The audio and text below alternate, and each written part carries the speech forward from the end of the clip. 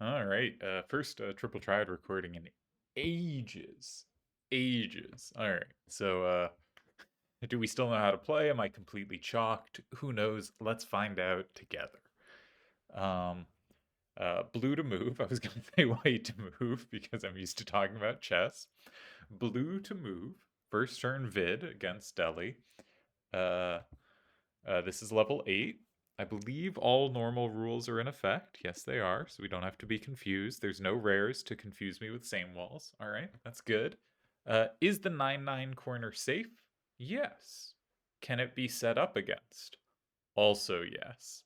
If nothing else, 9-3, 3-8, and 5 sets up same as both ways, which doesn't seem like we want it. I would note it sets up an extra plus, 2 pluses, and 8 as well. So it feels like they would have every side, and we would have one side, but not the other. So that doesn't seem too desirable. All right, let's remember back in the day. What do I do when we first see a hand? We look at our opponent's hand, and we see they have nines in every direction. They have corners for 3 of the 4 corners, but they don't specifically have a corner card for 3. So maybe we could think about going somewhere in 7. Okay, we have a move. But maybe we could have considered going in 7, because it's the direction that Delial is at least maybe clunkiest in. For instance, if you stick something like 8, 7, 7, 4, and 7, Deli has 3 captures in 8, and okay, we have no play against 3-9-3-9. But if it was only 8-2-7-8 and 9-3-3-8, 9-2-4-9 and 9 would be a good response to either.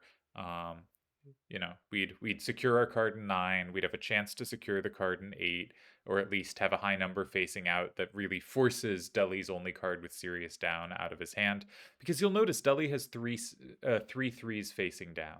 So I think trying to force Deli into a game where downward power is needed was a viable strategy here. Now, after 8, 7, 7, 4, and 7, you really need a reply to 3, 9, 3, 9, and 8, which I am not at all sure we had. So this may not have been a good plan at all. But I think there was something to noticing the 3 threes facing down. What Vid does instead is said, I have all these cards facing to the right. They are clumsy and terrible. I'm going to get rid of one of them in 5 and make Deli work something out. So, couple things to note.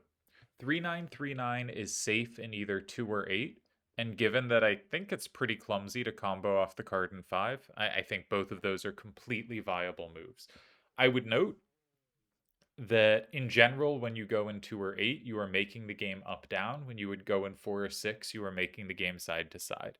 So when you play 3-9-3-9 and 8, you do want to feel that you have better up-down kind of sweepers or can contain their up-down sweepers.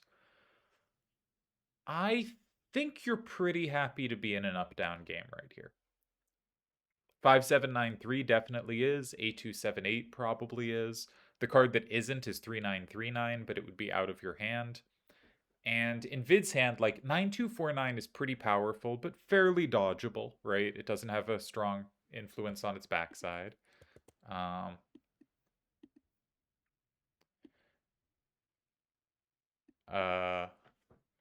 Sorry, checking messages.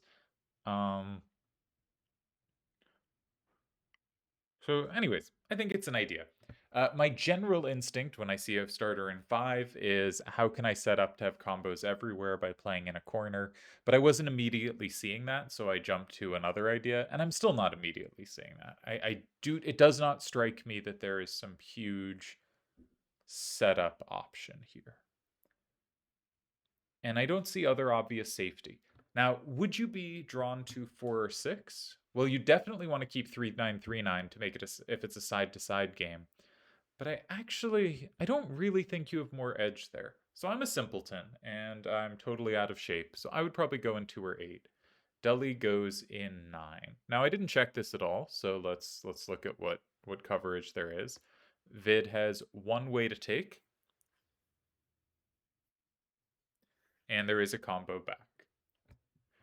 But, well, there are multiple combos back. Yeah, it's important there are multiple combos back, because if the combo back was 7-9-3-5, if 3-9-7-6 and 8, 7-9-3-5 and 7, there's a problem with 8-7-7-4 in 4. And unless Deli has some huge setup in 3, that's very bad for him. But he also has 5, 7, 9, 3, and 4, though notably, that leaves him with very little down power. Very little. So I could actually see Vid sacking that. Now, if Vid goes 3, 9, 7, 6, and 8, Deli does not have to go in 7. But if Deli does take the plus wall in 7, Vid can go in 4, and he essentially locks in 4 and 7. 5 is a difficult card for Deli to touch. And his 9249 has a decent chance to find safety somewhere. So that might be enough to tie. I think 3, 9, 7, 6, and 8 is trying to sort of force the action into a tie. And where does Deli go if you play 3, 9, 7, 6, and 8 if he doesn't go in 7? Because Deli doesn't have 6. Deli has a plus wall in 2. I missed that. And Deli has a plus wall in 8. I hate this starter in 5. Why give your opponent play? So Deli could combo off in 2. And that might kill us because we have nothing anywhere. On the other hand, it might be fine. Maybe we can play 5, 7, 9, 5, and 1 there. And our remaining cards are decent enough sweepers. They probably capture something. And Deli doesn't have 6. Yeah, no, I think you're probably okay there. It does mean Deli can maybe do something sneaky against the move in 8 where he doesn't have to take 2 immediately, but he also doesn't have to take 7 immediately. But I do think this 8 move is really worth considering because Deli does not have 6. And you can snag a bunch of cards with decent cards remaining. Vid also has a plus wall in 2. That's worth remembering. And by remembering in this case, I mean noticing for the first time. There's a thing in chess where like Hikaru Nakamura, every time he misses a move, goes, "Oh, I forgot about that move," and it's so funny to me. Like obviously he has seen the concept sometime before, so there is some sense in which like forgot about it is true, and he's not the only one. Like lots of top players, whenever they miss something, go, "I forgot about this move." And it has clearly infected me such that I'm like, we shouldn't forget about this. Vid goes for it. I'm proud of him. We shouldn't forget about this, but what I in fact mean when I say that is I have till now not noticed it at all, and now I am trying to remind myself not to forget about it in the future, because I completely missed it. Of course, Vid also had a plus wall in 2 with 3976 that I also, let's go with, forgot about, which is to say, Basic Edition is beyond me. Okay, so I'm really glad this move was played because I spent 0 time looking at anything else. This was the move the sort of logic of the position took me to.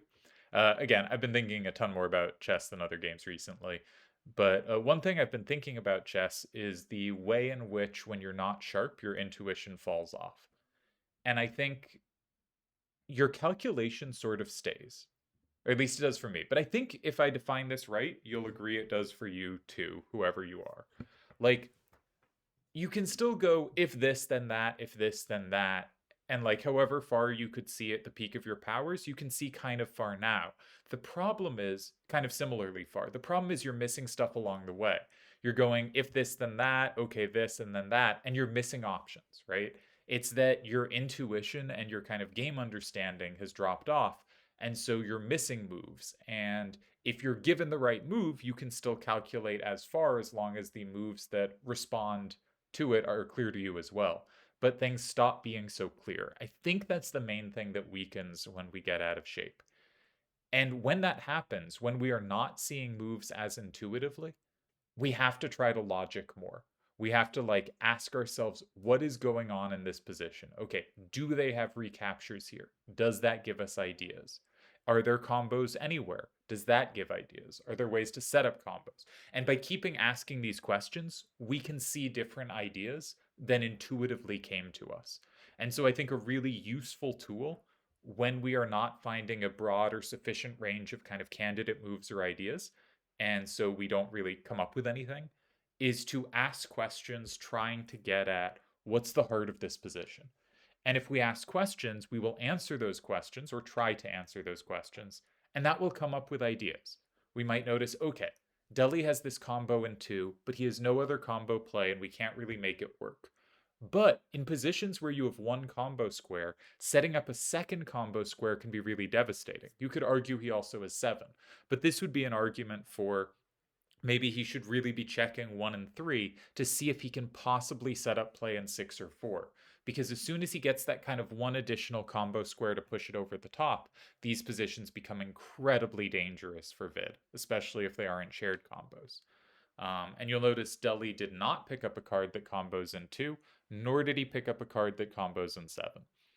Um, so he presumably picked up 8278, has some different idea. Maybe he's looking at 6, assuming, if that's ever flipped or whatever, he can combo back through 2, right? If Vid blocks 7, Deli has 2. Deli just needs to make sure Vid can't combo back when Deli does play 2. Um, in my lines where Deli was going 7, Vid goes 4, he locks in 7. He's fine if Deli combos back from 2 because it's only comboing the right side of the board and the strategy was around locking in enough cards on the left. If Deli goes in somewhere like 6, he's saying being able to combo the right side of the board really, really matters, and I will get enough value there that the combo in 2 is really valuable. Okay, he doesn't go there. He goes in 3, but this follows, like, again, if we start saying, okay, how can we maximize combo potential here, we come up with something like this idea to go in 3, where Deli has 2 different cards that combo in 6. One of those cards also combos in 2, and this looks really powerful, especially because Vid does not have any combos himself except in 2. Yeah, this does look strong. Now, Vid has gained an actual combo in 2 with 9249. So it is a situation where if Vid blocks somewhere like 7, Deli should probably be looking at 2, not at 6, because Vid can respond well in 2. So we could see a line where Vid plays, let's say, 8, 7, 7, 4, and 7. Though I just now noticed that 7, 9, 3, 5, and 4, or 3, 9, 3, 9, and 4. I just assumed those numbers were so far apart there's no combo. But I was trying to play 8, 7, 7, 4, and 7.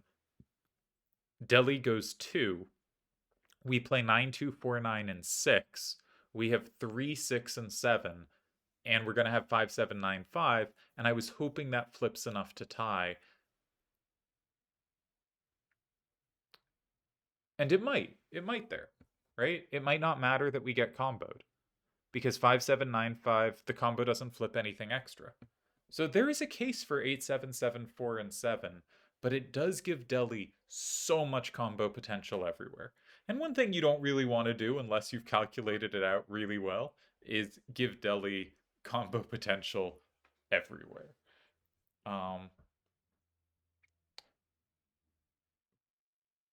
Yeah, yeah. It's easy to envision a line where you basically get what I said, but the problem is because Deli can combo, Deli goes 2, you go 6.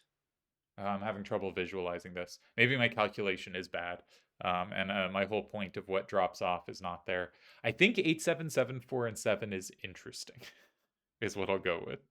But maybe Deli just plays 4. He just takes it. And then what do? Cry? I might cry. Yeah, that looks really bad. Okay, that's not working. So maybe this whole idea doesn't work. One idea is if you want to maximize combo potential, there is 5, 7, 9, 5, and 1. Then 9, 2, 4, 9 has both 2 and 4. And so if those are the final 2 squares, you outright win. So Deli needs to block 1 of 2 or 4. If he blocks 4, you probably have time to play 7 and grab enough stuff.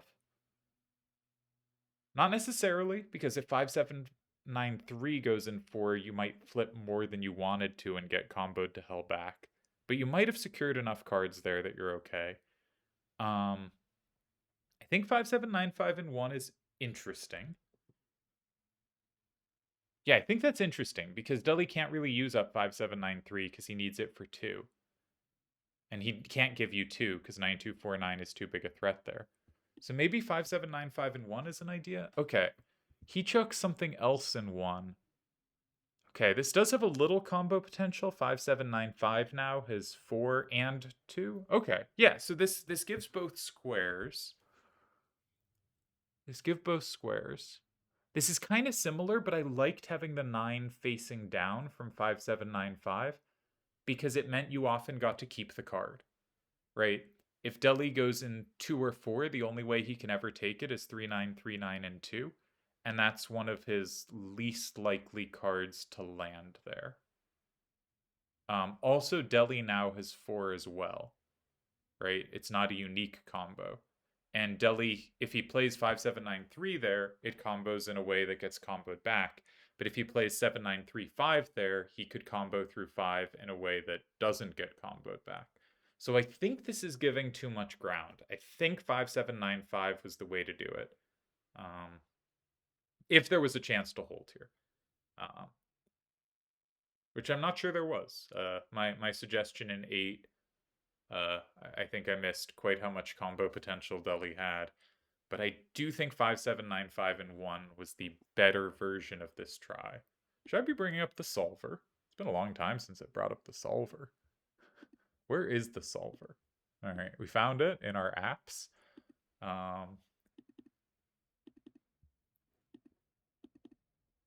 We got the right rule. All right, first turn hand was 6962, 3976.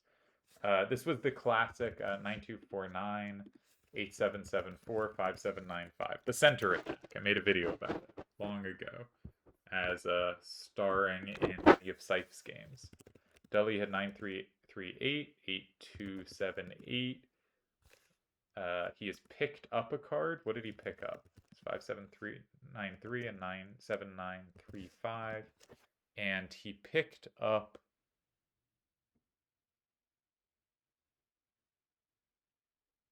3939. And we can see it, yeah. And he plays it in 2. Yeah, and he has kept both of his cards that are a combo for 4. So if Vid plays in 6, Deli takes the combo in 4 that dodges being comboed back. And I assume this is Deli's win. Vid just has no play in 6, so if he leaves himself 6 as his final square, he only ever gets 1 capture, and Deli takes too much. Yeah.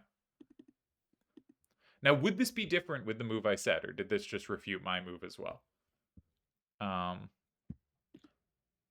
My move was 5795 there. And that would flip there as well. Yeah, my move's probably refuted the same way.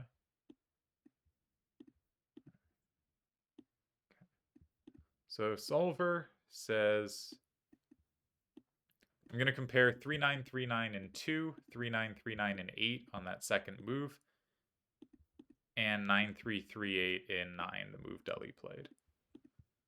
All right. In 2, 3939 and 2 gives 4 ties. 393 or in 8, 3939 and 2 gives 3 ties, and Deli's move there were 17 ties. I think that's enough to say the other moves were better, but it really isn't always the case. It really isn't. And especially in this kind of thing where you've taken safety, it can often be really forcing in a way where the pure number of ties doesn't tell you much. Okay. Vid plays in 8. This was losing. Okay. And Deli had 1 win. And it was a genuinely shocking move. Oh my god, that's going to make an amazing puzzle. I'm going to send that at everyone. Oh my god, what a move. Okay, I can't spoil that. That's sick. Really cool move. Okay, Deli played A278 in 3, which is not winning, but not for any reason I said. And very, very hard to save. Practically winning move, and again, the actual full-on win was insane. So my line 5795 in 1 is I think a little better than Vid's, but Vid's only loses to 1 move, and mine loses to 2 moves. So I am full of it, completely wrong. Mine loses to 2 moves in 2. Vid's loses to 1 move in 2, which is the move that was played. So nice win for Deli. And my move certainly wouldn't have helped here. Yeah, the tie here. So I was thinking, do you play? I wanted to play 8-7-7, 4 and 7 because I want to keep 9-2-4-9 for 2 and 5-7-9-5 to kind of sweep 1 and 2. But it's not doing much additional. The move was 5-7-9-5 and 7, which I do think is hard to find. And apparently this just ties. If Deli does something in 6, you have 2 in reply.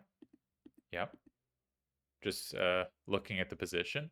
If Deli takes his only double capture in 4, capturing 5-7-9-5, then your 8-7-7-4 is a sufficient sweeper, and you can play 9-2-4-9 and 6. Yeah, this makes sense. Yeah. It was just a hard move to see because it's a card I really wanted to hold on to. Like, it has combo potential in 2, but you now have another card that does that as well. Yeah, I think this was a hard tie to see. Also an interesting position. Nicely played by Deli. Again, like, Vid basically made either the move I wanted, the move in 8, or the move I wanted but better, which is to say the move in 1. I can still complain about his starter, but Vid did basically exactly what I wanted him to do, and I would have lost, at least assuming the starter, virtually the same way, except I would have made a dumber move in 1. So, not to say it was dumb. I shouldn't say dumber because that is the implication it was dumb. I don't think that was a dumb move. I think that the tie was very hard to find, and very nicely played by Deli. And the solver is a jerk. If you watch this video and are like, "What was the solution? What was the win after 5-9-8?" Maybe we'll put it in a chat somewhere as something to solve. But you can message me and I'll tell you the win. Very strange. All right.